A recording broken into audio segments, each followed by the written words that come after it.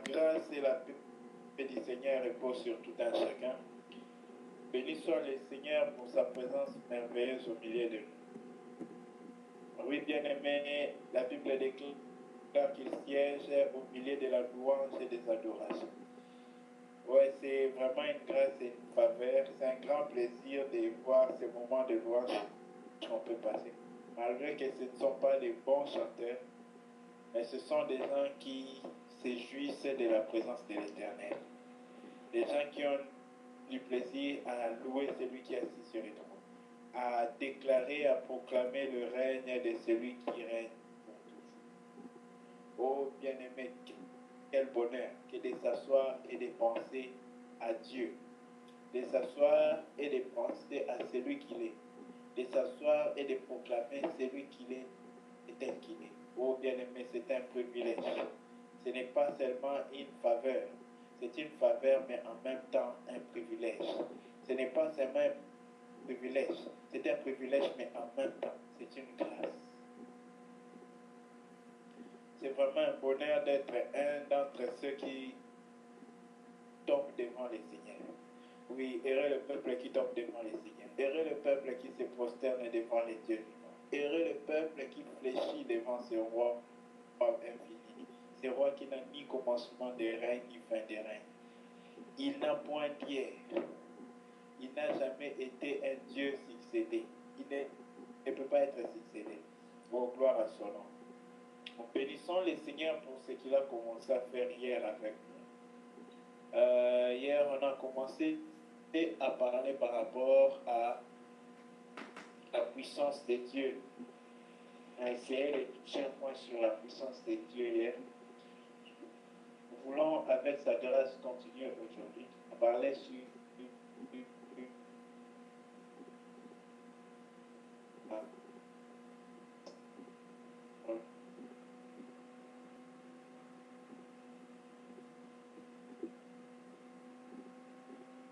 1 Corinthiens, chapitre 2, le verset 5.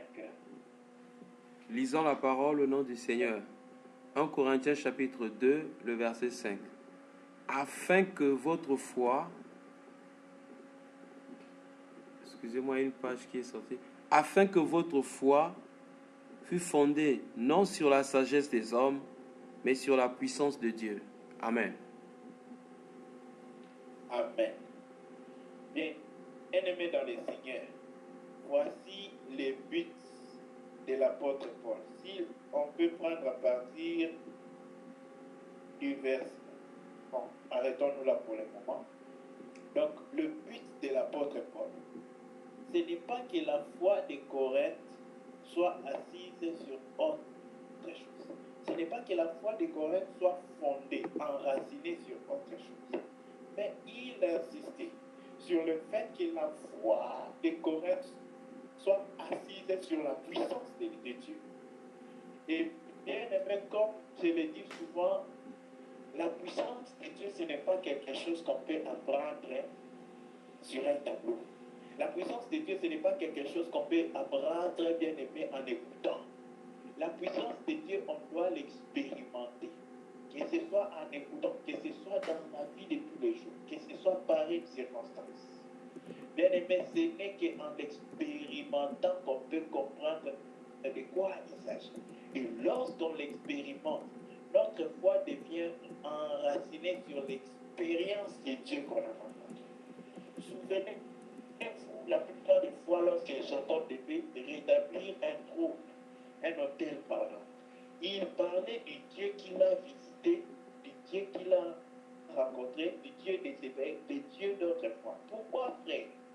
L'expérience que tu as traversée avec Dieu va contribuer à tes prochaines bien-aimées échéances, à tes prochaines bien-aimées, comment on dit ça, à tes prochaines difficultés, à tes prochaines situations. Les temps que tu as eu à passer avec Dieu, ce qu'il a déjà fait dans ta vie, ça va te garantir, renforcer ta foi.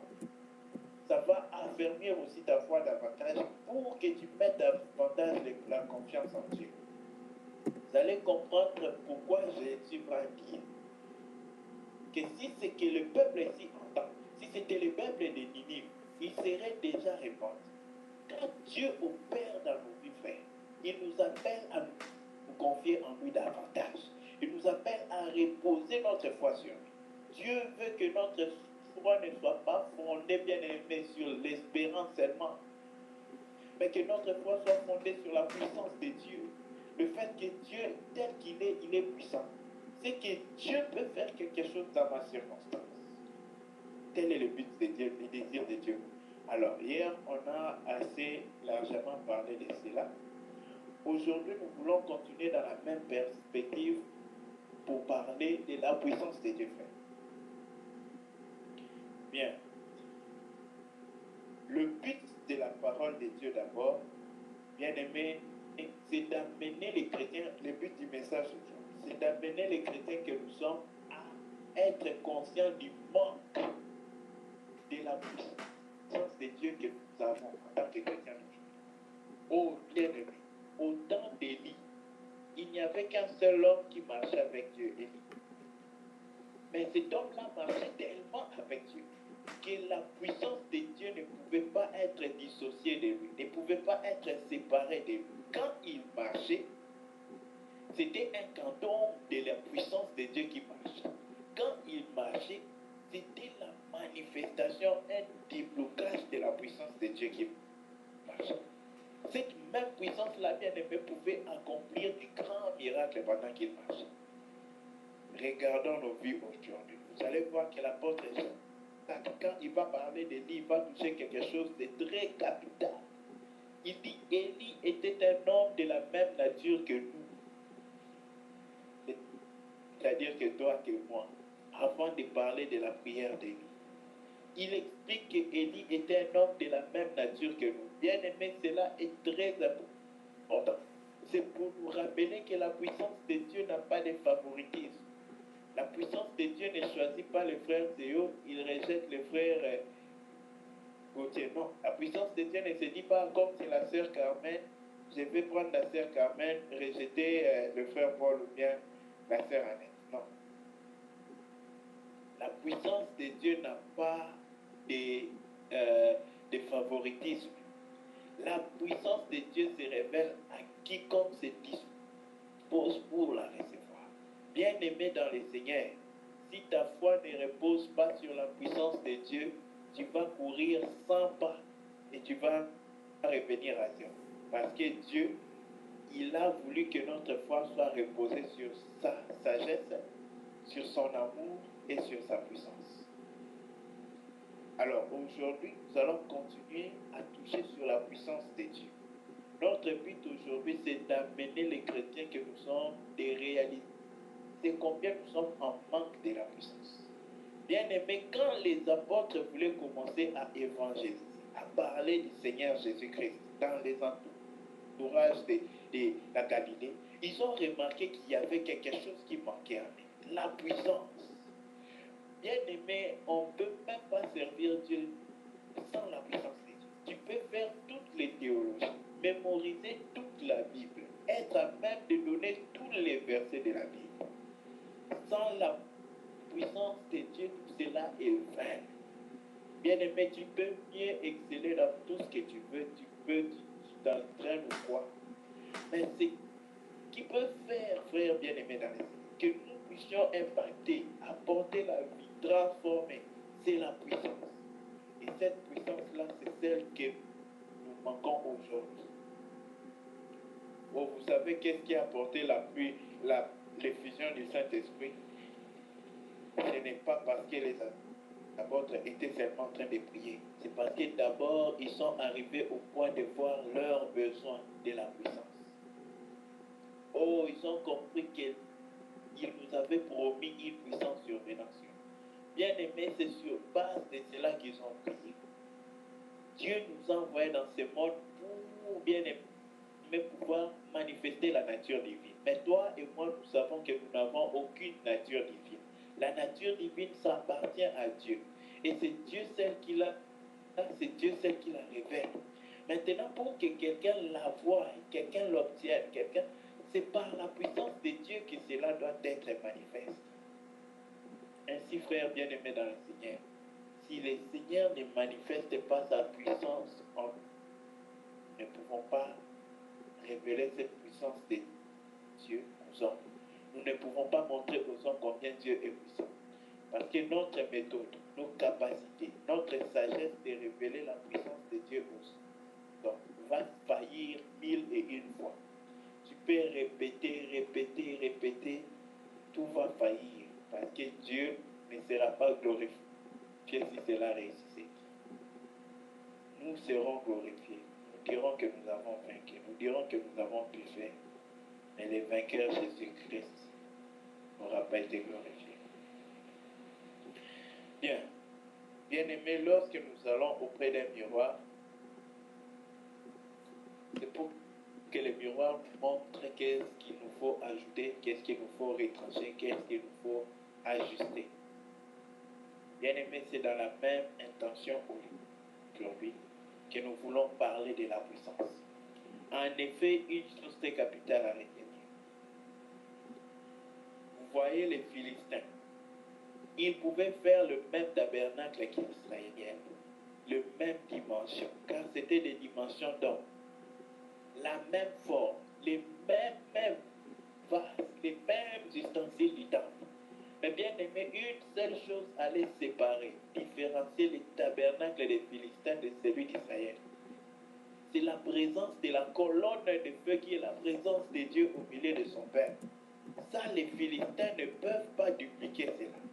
Ils ne peuvent pas inventer cela. Bien-aimé, c'est ça la distinction d'un peuple qui appartient à l'Éternel. Oh, bien-aimé dans le Seigneur, quand tu marches avec l'Éternel, tu n'es plus comme tous les autres. Je vous dis vrai, Dieu a créé tous les hommes. Mais ceux qui se confient en l'Éternel ne sont pas comme tout le monde. Bien-aimé, ceux qui se confient en l'Éternel ne sont pas n'importe qui. C'est un peuple particulier auquel l'Éternel regarde avec un œil favorable. Voilà pourquoi, frères et sœurs, marchons avec l'Éternel. Ne marchons pas nous-mêmes. Ne marchons pas avec nos capacités. Ne marchons pas avec notre intelligence. Ne nous faisons pas ce mal-là. Marchons avec l'Éternel. Il a soif de marcher avec nous. Nous n'allons jamais les forcer pour qu'ils viennent marcher avec nous. Il attend patiemment la main d'un enfant qui lui dit, please, conduis-moi, please, aide-moi.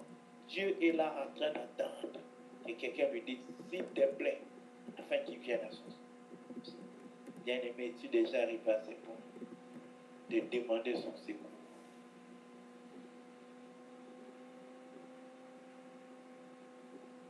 Bien-aimé, nos vies aujourd'hui ont besoin de beaucoup de puissance. La puissance de Dieu. La puissance de Dieu, frère, c'est ce qu'il nous faut vraiment aujourd'hui dans nos vies. Dans la puissance de Dieu qui peut contrôler le feu de la guerre qui est sur nos lèvres. La puissance de Dieu qui peut transformer des vies. La puissance de Dieu qui peut changer des donnes. C'est cette puissance-là qu'il nous convient de chercher, bien aimé dans nos vies. Alors, nous allons prendre notre verset. Lorsque Jésus voulait parler à ses disciples de la puissance, écoutons quel terme il va employer. Prenons Acte 1, le verset 8. Si un bien-aimé a trouvé, il peut nous aider s'il vous plaît.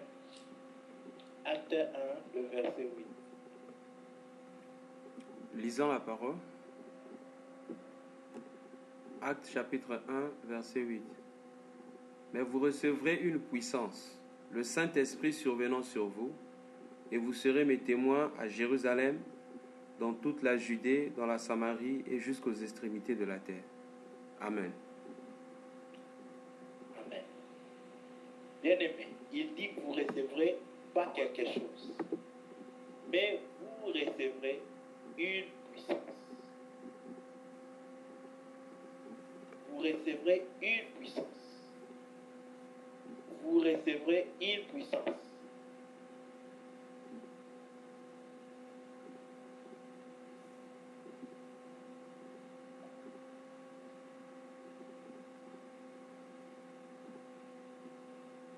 reçoit la puissance, frères et sœurs,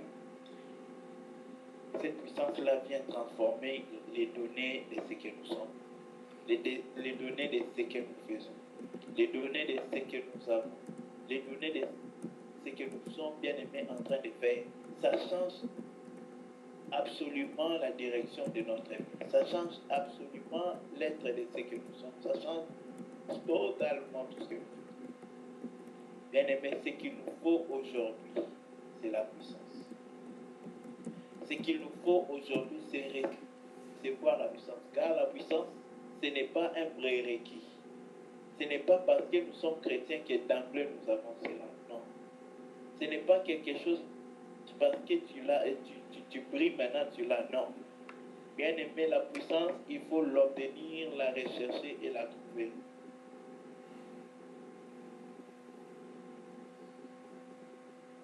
Or, à qui appartient la puissance? Or, où pouvons-nous trouver la puissance de Dieu? Prenons d'abord Matthieu 6, le verset 13. Écoutons la prière de Jésus-Christ, telle qu'il a enseigné aux apôtres. Matthieu 6, verset 13. Lisons Matthieu 6, verset 13. Oui. Ne nous induis pas en tentation, mais délivre-nous du malin, car c'est à toi qu'appartient dans tous les siècles le règne, la puissance et la gloire. Amen. Amen. En réalité, frère, ici le Seigneur parle de celui à qui appartient la puissance. La puissance n'appartient pas aux hommes. La puissance n'appartient pas au roi. La puissance n'appartient pas aux grands de ce siècle. La puissance, bien aimé, elle appartient à Dieu. Le Seigneur Jésus est très clair ici. Il dit, car c'est à Dieu qu'appartient la gloire, le règne, la puissance. Oh bien-aimé dans le Seigneur, la puissance n'appartient qu'à Dieu. Il est le seul qui est le puissant. Voilà pourquoi on l'appelle le tout-puissant, c'est-à-dire celui qui a toute la puissance. La puissance de tout lui appartient. Toute la puissance dans sa totalité lui appartient. C'est Dieu qui est le puissant. C'est lui qui a toute la puissance. Maintenant, lorsqu'un homme veut prendre part, comment on dit ça, participer à la nature puissante de Dieu, à sa puissance qui est en lui-même. Si un homme veut participer à la puissance de Dieu, exercer, recevoir, ensuite exercer la puissance de Dieu. Car la puissance, ceux qui ont fait la physique et la chimie connaissent la notion de la puissance. La puissance, c'est tout ce qui a la capacité d'exécuter un travail. La puissance vient pour changer, pour transformer, pour opérer, pour faire un travail quelconque dans l'homme. Bien aimé, c'est ce que Dieu manifeste dans la vie de ceux qui le craignent, dans la vie de ceux qui le recherchent. Lorsque tu t'approches de Dieu, l'Éternel, le Dieu Tout-Puissant, il t'est révélé de la puissance. Il t'est révélé de sa puissance. Bien aimé, pas d'une puissance, mais de sa propre puissance. Et cela est pour un but. Voilà pourquoi tu peux essayer jour et nuit. Je peux tenter de contrôler ma langue, de contrôler mon œil, afin de ne pas combattre, afin de ne pas parler mal. Mais bien aimé, tant que la langue est celle qu'elle est, bien aimé, on ne parviendra jamais, jamais, jamais à obtenir la puissance. Il nous convient de rechercher d'abord la puissance. Lorsque nous obtenons la puissance, c'est cette puissance-là qui va maintenant travailler nos lèvres, contrôler notre langue afin qu'elle ne dise pas ce que nous voulons qu'elle dise, mais qu'elle ne dise que ce que Dieu veut que notre langue dise. Voilà pourquoi nous avons besoin de la puissance. Bien-aimés, afin que nous ne puissions pas dire, ni faire, ni entreprendre ce que nous pouvons entreprendre, mais c'est que la puissance de Dieu nous ordonne d'entrer. Bien-aimé, celui qui arrive à ce niveau d'aveuglement, d'inertie, afin que tout travail soit que Dieu en lui, celui-là observe et expérimente la puissance de Dieu. Voilà pourquoi, frères et sœurs dans le Seigneur, il nous convient et il nous convient encore de rechercher la puissance. Car je vous dis, je ne sais pas à propos de vous, par rapport à ma propre vie. Je peux expérimenter et comprendre qu'il y a un grand manque de la puissance de Dieu dans ma vie. Lorsque le Seigneur a parlé de la puissance aux apôtres, il leur a dit, et vous serez mes témoins. Quand nous recevons la puissance de Dieu, c'est pour témoigner. Regarde ta vie. Est-ce que ta vie a témoigné tout ce que toi tu as expérimenté de Dieu? Je ne parle pas d'aller témoigner à l'église dans ce réunion de prière. Je parle d'une vie qui est devenue un témoignage. Une vie qui témoigne à Dieu. Pas par la bouche seulement, mais par la vie elle-même. La vie qui est devenue un témoignage pratique de Dieu. Un message, une lettre écrite de Dieu à d'autres humains et à Dieu lui-même. Tel est le but de la puissance de Dieu. En effet, frère, en lisant l'Écriture, nous dit, vous recevrez la puissance, ensuite vous serez mes témoins. Mais les témoins dont on parle là, frère, c'est celui qui témoigne de ce qu'il a vécu en tant qu'oculaire ou de ce à quoi lui il a pris part. Or, frère, nous recevons la puissance du Saint-Esprit pour expliquer que nous avons pris part à quelque chose. Et à quoi avons-nous pris part? Frère, nous n'avons pas pris part à quelque chose de ce siècle, mais nous avons pris part à la nature divine. Nous avons pris part, bien-aimés, à la puissance de Dieu. Nous avons pris part à la divinité de Dieu. Nous avons participé à la nature divine de Dieu. 2 Pierre 1, verset 3. Ayant pris part à la nature divine, nous devons maintenant témoigner de ce que nous avons pris part. Bien-aimés dans le Seigneur, il n'y a pas un resto où tu vas, tu manges, la bouffe est tellement bon, et tu rencontres tes amis, après tu leur dis pas de quoi il s'agit dans ce resto. Quand il s'agit, frère, des choses élémentaires de la vie comme ça, on ne cache pas la problème. Mais bien aimé, penses-tu que tu as déjà goûté le véritable resto? L'apôtre Pierre va dire, goûtez et sentez combien l'Éternel est bon. Et si vous avez goûté, attachez-vous donc à lui, Pierre vivant. Bien-aimé, as-tu goûté là combien le Seigneur est bon? As-tu goûté sa puissance? C'est la question que je dois me poser. C'est la question que tu dois te poser. Est-ce que ta vie, est-ce que ma vie reflète la puissance que nous avons reçue de Dieu jusqu'à là? Bien-aimé, Dieu n'a pas besoin de que nous soyons toute une république pour révéler sa puissance. Dieu n'a pas besoin de 2 personnes, il a besoin d'une personne. Souvenons-nous d'Élie, il était une seule personne, marchant avec Dieu. 700 prophètes de Baal sont tombés devant lui seul.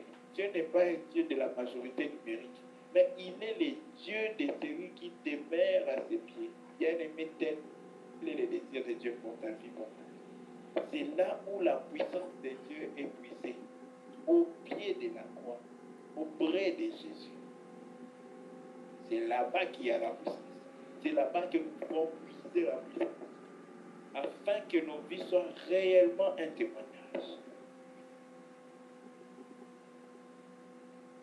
Car le Seigneur nous a plantés pour être un témoin de sa puissance, de sa vie et de sa gloire. Nous allons avancer.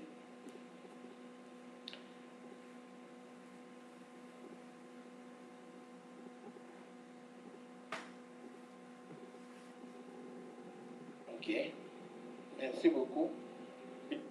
Bien, nous allons prendre Luc, le chapitre 1, le verset 35. Et puis Luc 4, le verset 14.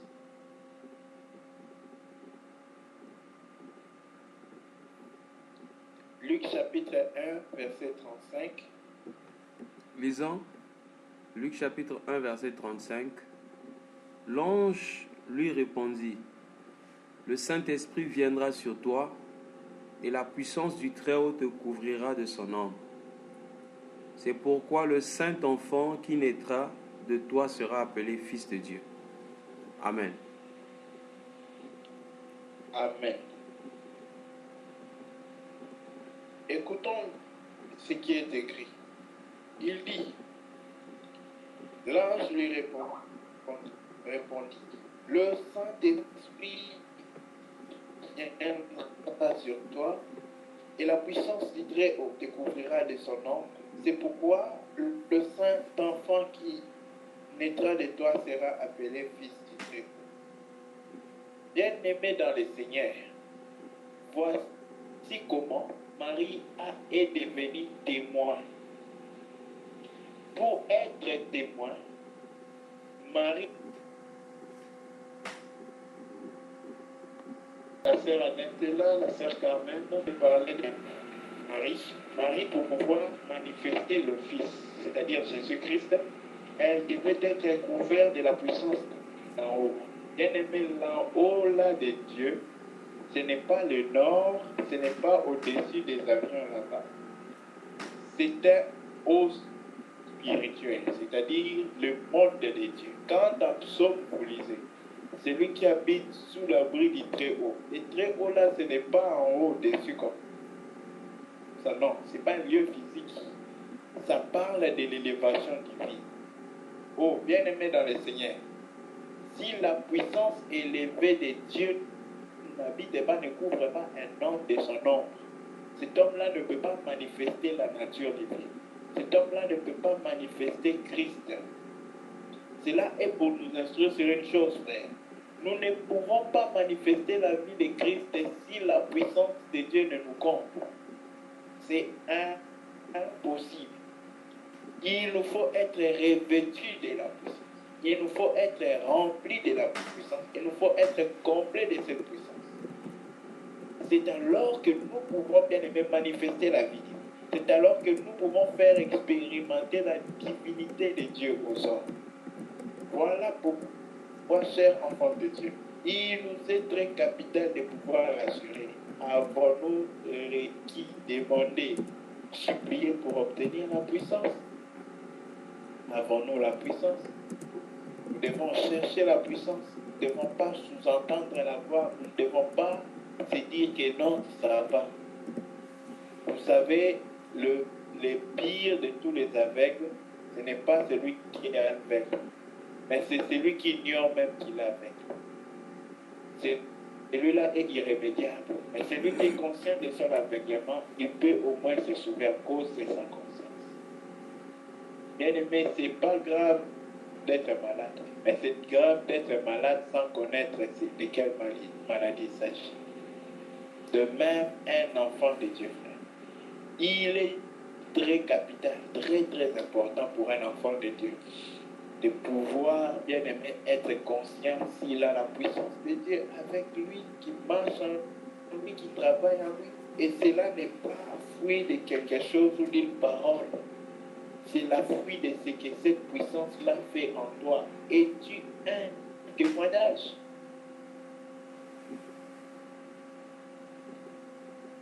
Es-tu un message de Dieu pour les hommes? Quand les hommes te voient, ça les éloigne de Dieu ou ça les rapproche de Dieu? Quand les hommes te voient, ils fuient loin de Dieu ou ils se rapprochent de Dieu? Quand les hommes s'approchent de nous, est-ce qu'ils sont gagnés vers Christ ou ils s'éloignent dans le monde? C'est la question que nous devons nous poser.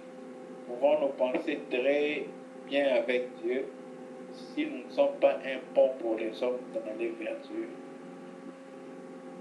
Tout ce que nous sommes est nul. Tout ce que nous faisons est zéro. Nous allons poursuivre. Nous avions aussi, on l'a placé là, dans Luc 4, 14, on nous parle de la vie de Jésus-Christ. On nous explique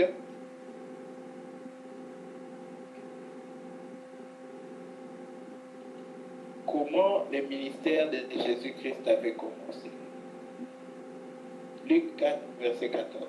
Jésus, revêtu de la puissance de l'Esprit, retourna en Galilée. Et sa renommée s'est répandue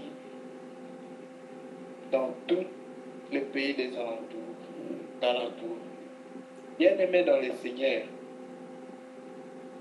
même Jésus, qui était Dieu et homme, il avait besoin de la puissance de Dieu. À plus forte raison, toi et moi, pour pouvoir vivre ce que Dieu nous a appelés à vivre. Pour pouvoir établir et déclarer ce que Dieu nous a appelés de déclarer. Bien-aimés, combien à plus forte raison nous devons-nous, bien-aimés, parvenir à aller auprès de Dieu? Cela est très important. Nous avons besoin de la puissance. Et la puissance n'a qu'une seule adresse. Ce n'est pas sur la tête de Dieu, c'est sous ses pieds. La puissance est au pied de la croix, au pied de Jésus. C'est là-bas qu'il faut aller puiser. C'est là-bas qu'il faut aller chercher. C'est là-bas. Il n'y a pas deux adresses. Il n'y a pas même un autre à côté. L'adresse est unique. Au pied de Jésus. Ou point de puissance. Si tu veux la puissance, il faut demeurer au pied de Jésus. Si tu ne demeures pas, c'est que tu ne fais pas la puissance. Quelqu'un ne peut pas aller au nord et au sud en même temps. Quelqu'un ne peut pas aller, la plupart ici sont des Bengalors, en disant, quittant les Congo, quelqu'un ne peut pas prendre la direction du Brésil et dire qu'il va en France. Ça serait un peu. Bien aimé, on ne peut pas vouloir quelque chose de son contraire. Si tu veux la puissance, reste au pied de Jésus-Christ. Si moi, je veux la puissance, je dois rester là. Ce n'est pas à côté, pas ailleurs. Un homme de Dieu, Tozer, a dit, quelqu'un te dit qu'il cherche la lumière qui est Jésus. Il dit c'est faux. Pendant les jours, pendant qu'il fait jour à 10 heures, comment peux-tu dire que tu cherches la lumière? La lumière est déjà là. Mais si tu ne l'as pas, c'est que c'est toi qui es aveugle et tu ne vois plus. Bien-aimé dans le Seigneur, on ne peut pas dire qu'on cherche la puissance si on ne se débarrasse pas de ce qui est anti la puissance de Dieu. On ne peut pas dire qu'on cherche la puissance de Dieu si on ne se dépêche pas de certaines choses. Il nous convient de nous débarrasser. Il nous convient d'arrêter, d'abandonner certaines choses. Et là, nous expérimentons la puissance de Dieu. Bien, poursuivons. Prenons encore Luc 24, verset 49.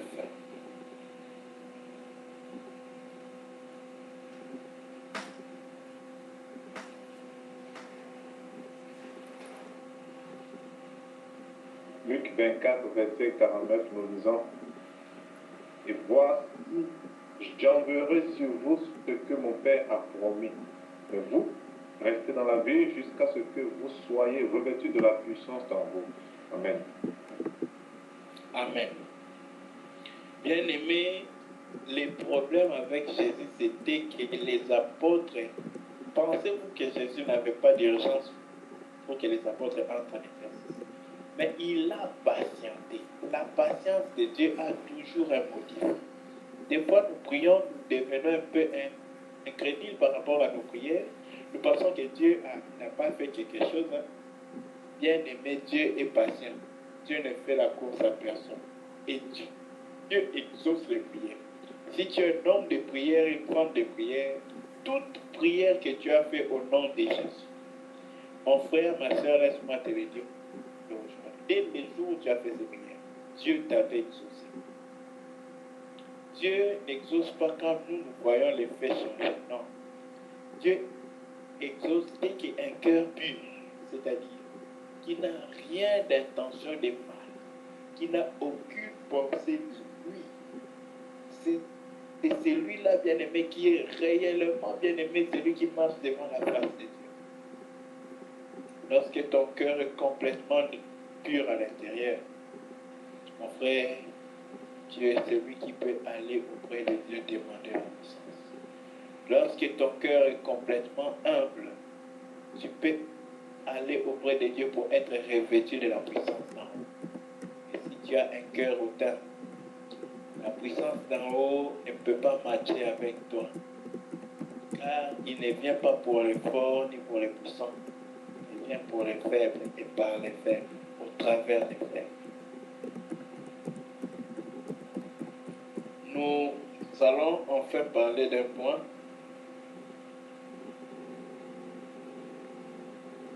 Nous voulons toucher les points par rapport à vivre par la puissance de Dieu.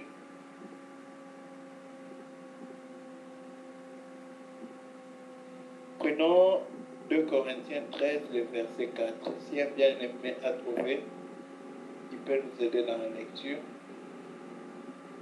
2 Corinthiens 13, verset 4. Lisons la parole au nom du Seigneur. 2 Corinthiens chapitre 13, verset 4. Car il a été crucifié à cause de sa faiblesse, mais il vit par la puissance de Dieu. Nous aussi, nous sommes faibles en lui, mais nous vivrons avec lui par la puissance de Dieu pour agir envers vous. Amen. Amen. Bien-aimé, on parle du ressuscité ici. Jésus-Christ. On nous explique, frère, que nous ne sommes pas seulement appelés à accepter les choses qui sont écrites dans la Bible, mais nous sommes appelés, bien-aimés, à les expérimenter, à les vivre. Telle est la parole de Dieu pour tout un chacun de nous aujourd'hui. Le Seigneur nous appelle à vivre sa parole, c'est-à-dire ce que sa parole dit. Son excuse doit être le motif de notre vie, la réalité de notre vie. Ça doit être notre partage. Expérimenter la puissance de ces dieux. Réaliser la puissance de ces dieux. Participer à la puissance de ces dieux. Être les domaines où la puissance de Dieu agit, se révèle, opère et tout. Voilà pourquoi, frères et sœurs dans le Seigneur, il nous convient de vivre cette puissance, de l'expérimenter. Quelqu'un ne pourra jamais t'expliquer l'électricité dans un cahier. Mais le jour où tu touches le cuivre qui est bien aimé chargé d'électrons, où il y a l'électricité, tu n'auras plus besoin de conseils. La première fois quand ça te fait du bien, ça te chauffe, la prochaine fois, tu n'as plus besoin d'un conseiller pour éviter de toucher. Pourquoi? Bien aimé, parce que ces mêmes électricités-là t'ont déjà donné une leçon pour la vie. Voilà pourquoi Dieu, ce qu'il fait pour nous faire bien-aimés dans le Seigneur, c'est que nous puissions vivre par sa puissance. Pas entendre parler de sa puissance auprès des autres, pas encore entendre dans la Bible qu'il y a des gens qui ont vécu la puissance de Dieu. Aller auprès du trône de la grâce pour rechercher la grâce. Voilà ce qu'il faut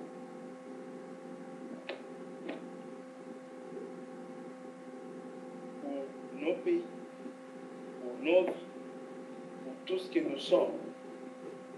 Ce qu'il faut, frère, c'est que les chrétiens qui y sont, bien aimés, dans un pays quelconque, dans une ville quelconque, au lieu du travail, à la maison, bien aimé, c'est que nous puissions vivre par la puissance.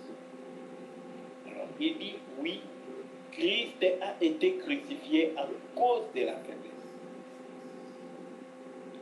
Mais il vit par la puissance. Regardez ce qu'il fait. Il parle de Christ, ensuite il parle de nous, pour nous indiquer que la source de notre puissance pour vivre, ce n'est pas bien aimé la société de métal ou de bois.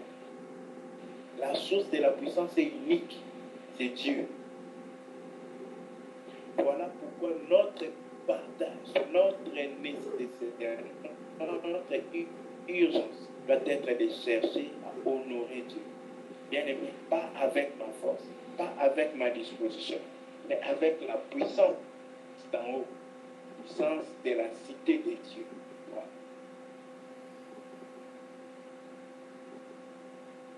Bon, pour pouvoir, bien aimé, vivre par la puissance de Dieu, il y a une chose que tout homme n'arrive pas à faire facilement.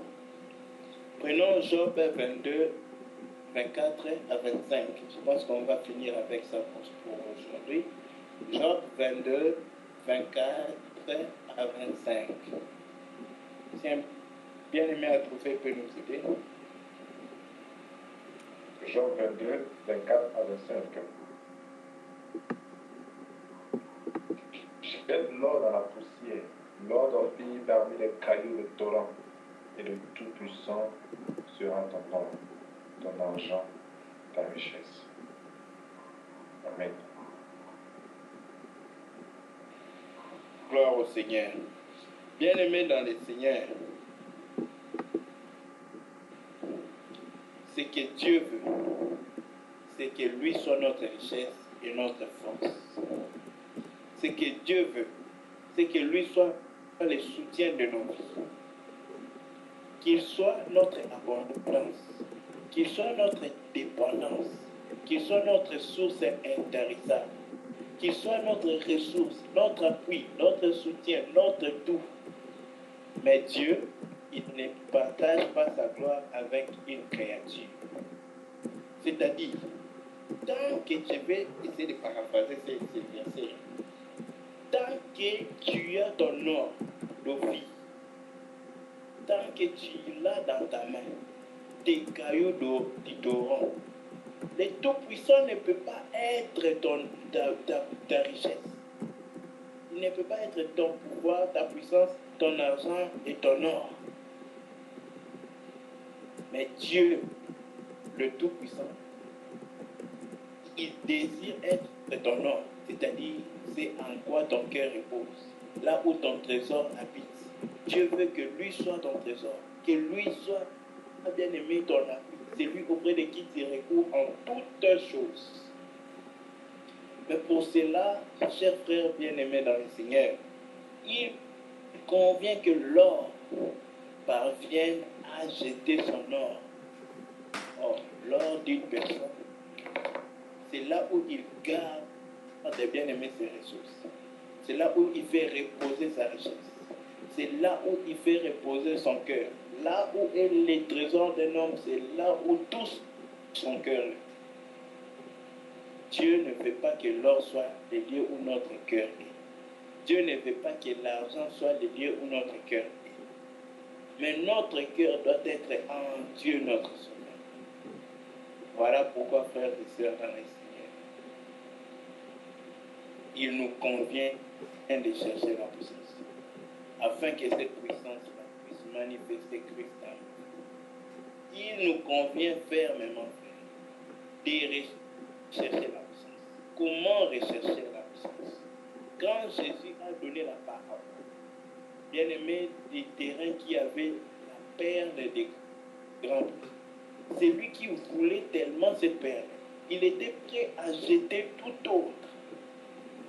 Notre problème aujourd'hui, c'est que quand nous regardons notre or, notre argent, notre nous, oh bien-aimé, on se dit, Dieu là, il pense comment? Qu'il reste un papa. Je vais gérer. Bien-aimé dans le Seigneur, heureux l'homme qui est faible, mais qui est sage aux yeux de l'Éternel. Que l'homme qui pense qu'il est sage pendant qu'il est foutu loin de Dieu, expulsé loin de Dieu. Peut-être si ou ailleurs, de ma soeur,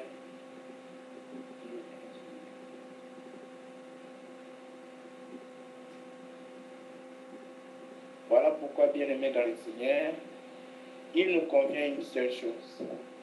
D'abord d'examiner. Avons-nous encore notre or? As-tu encore ton argent?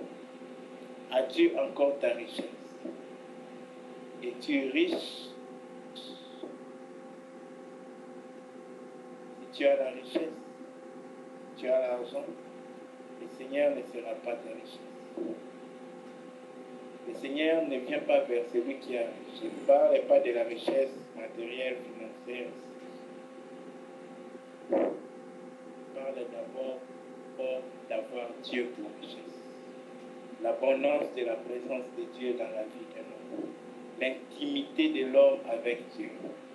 Bien-aimé, l'union de l'âme de l'homme et de l'esprit de l'homme avec l'esprit de Dieu. C'est de ça que je parle comme richesse. Bien-aimé, si tu as encore ton cœur qui se focalise sur quelque chose d'autre, voilà la raison pour laquelle nous ne sommes pas remplis du Saint-Esprit. Si ton cœur est en train de courir après autre chose que ce que Dieu a planifié, que toi tu cours dedans. Bien-aimé, tu cours dans un sens et tu ne cours pas dans l'autre sens. Voilà pourquoi courons dans le même pas que la volonté de Dieu dans notre vie. Bien-aimé dans le Seigneur, ce qu'il nous convient de faire, c'est d'accepter des fois de jeter notre or afin que l'Éternel soit notre. Si nous nous retirons, nous jetons, nous abandonnons, bien-aimé, le Seigneur ne va pas tarder. Il ne va pas attendre une longue prière. Il va venir à notre Seigneur. Mais as-tu déjà ce que tu dois te débarrasser? Peut-être c'est une personne.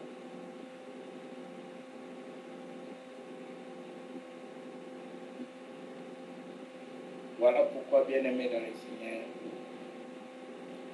ne tardons pas, examinons-nous, observons-nous, regardons s'il y a de l'or, de l'argent qu'il nous faut jeter, afin d'obtenir le véritable amour, afin que l'Éternel soit notre amour, afin que l'Éternel soit notre refuge. Merci.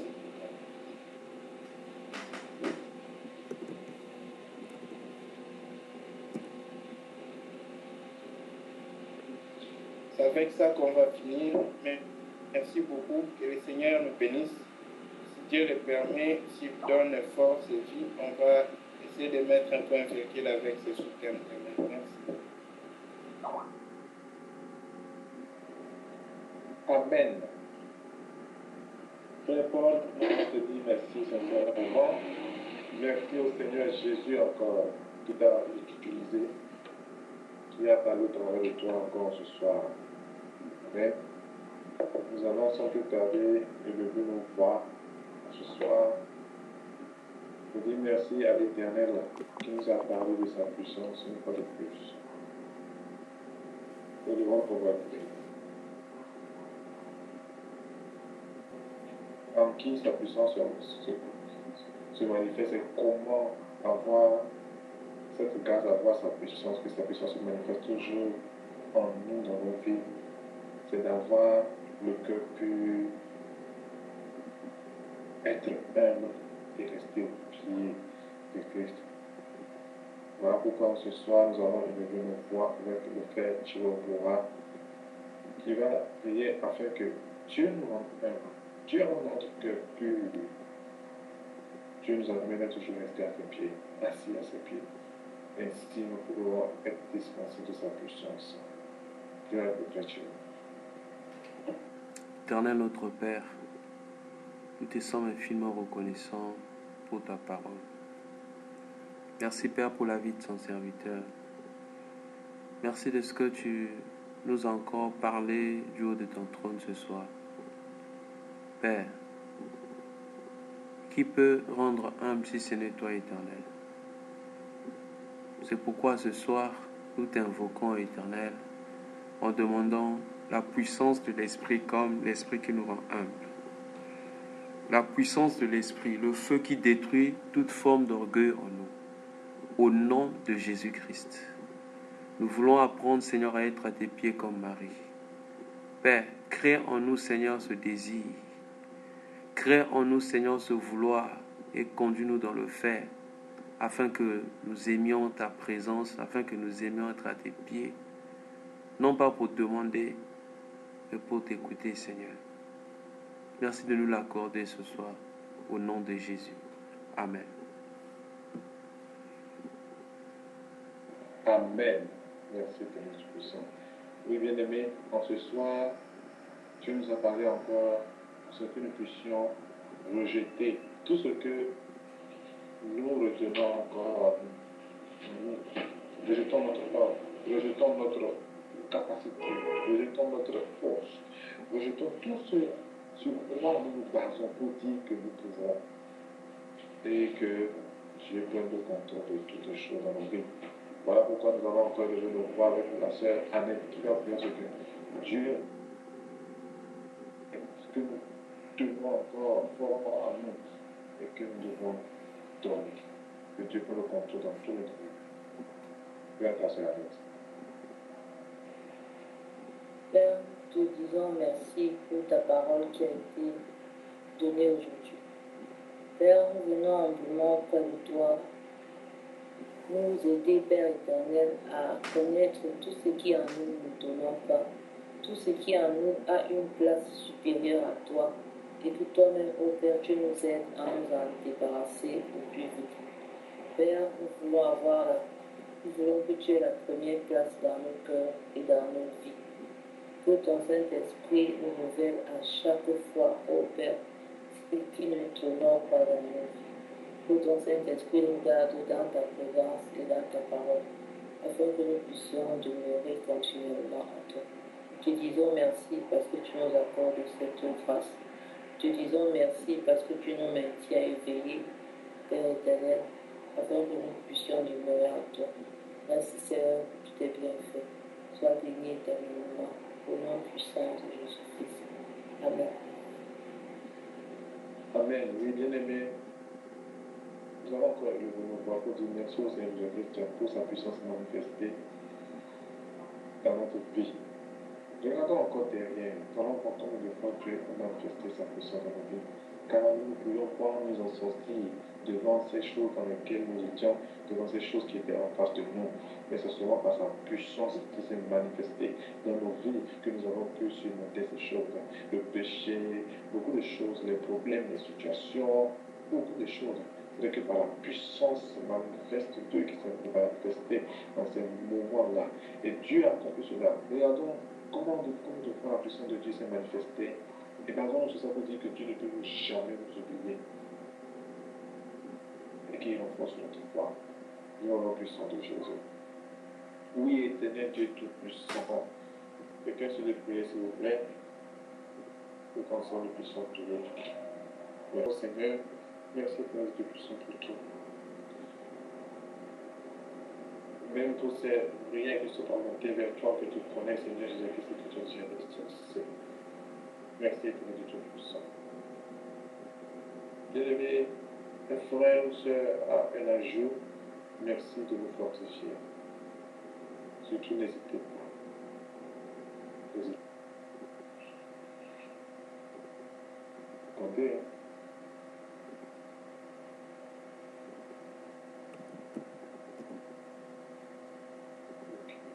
Deux questions. Sœur Carmel, tu n'as pas de questions.